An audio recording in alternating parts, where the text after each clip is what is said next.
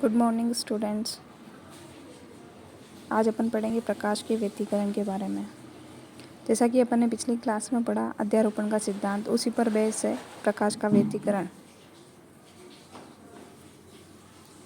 जब दो या दो से अधिक समान या लगभग समान आयाम की और लगभग समान या समान आवृत्ति की तरंगें एक ही दिशा में और एक ही माध्यम में संचरित होती है, जब इसकी शर्त है कि एक ही दिशा हो और एक ही माध्यम में संचरित होती हुई अध्यारोपित होती है, तो परिणामी जो तरंग होती है उसका आयाम तथा तीव्रता अधिकतम तथा न्यूनतम होते हैं। इस घटना को व्यतिकरण कहते हैं। प्रकाश का व्यतिकरण जब एक वेव होती है, ये एक वेव है जो एक समान दिशा में और समान माध्यम में, एक ही दिशा में एक ही माध्यम में, और इसकी शर्त है कि इसका आयाम लगभग समान हो। दोनों तरंगें एक ही दिशा में संचरित होती है और एक ही दिशा में एक ही माध्यम में जाती है और इसका आयाम और आवृत्ति लगभग समान होती है, तो ये अध्यारोपित होती है।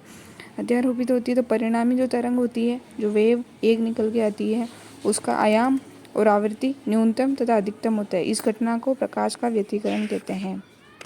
प्रकाश का व्यतिकरण एक प्रकाश की व्यतिकरण तरंगों की एक परिघटना है, एक घटना है। ऐसा क्वेश्चन आया हुआ एग्जाम में कि व्यतिकरण तरंगों की एक परिघटना होती है। प्रकाश व्यतिकरण दो प्रकार का होता है, संपोषी व्यतिकरण और विनाशी व्यतिकरण। संपोषी व्यतिकरण फाई, इसमें दोनों तरंगों के बीच कलांतर जो मैंने बताया था, फेज डिफरेंस, श्रृंग और ग्रत के बीच में डिफरेंस होता है, वो 0 अधिकतम होगा। 0, 2 पाई, 4 पाई, 2 1 पाई जनरल वे में लिखते हैं। n बराबर 0, 1, 2, 3 कुछ भी हो सकता है। दोनों तरंगें समान कला में अध्यारोपित होती है, तो जब दोनों तरंगें समान कला में अध्यारोपित होती है तो संपोषी व्यतिकरण होता है। जब दोनों तरंगें विपरीत कला में अध्यारोपित होती है तो विनाशी व्यतिकरण होता है।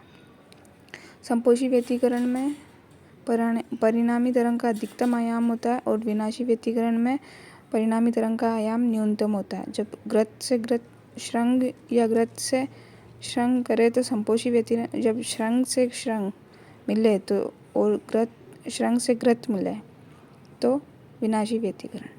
इस अवस्था में आयाम का मान अधिकतम और इसमें विनाशी व्यतिकरण में न्यूनतम होता है। Thank you.